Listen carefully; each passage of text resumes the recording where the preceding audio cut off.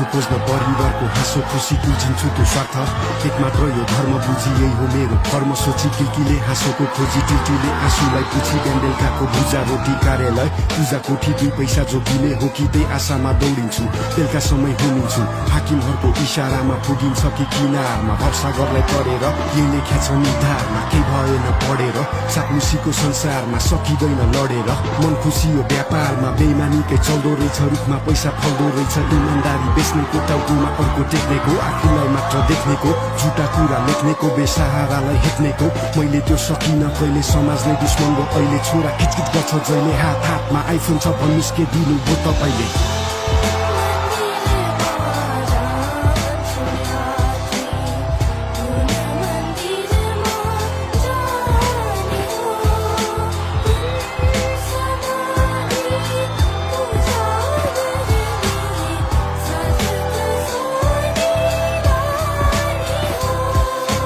छिमेकीको घरमा नयाँ कम्प्युटर ल्याएको छ रे सधैँ घरमा ककटेल पार्टी ठुलो सचिव भएको रे घोर्नेको पकेटमा हात्ती महँगो घडी लाको रे हजुरबाको खुल्छ छाती भ्रष्टाचारी भएकोले छोरा मेरो बिलौना गर्छ बाइसाइकल चाहिँ चाहियो रे छोरीलाई खेलौना छैन बार्बी डल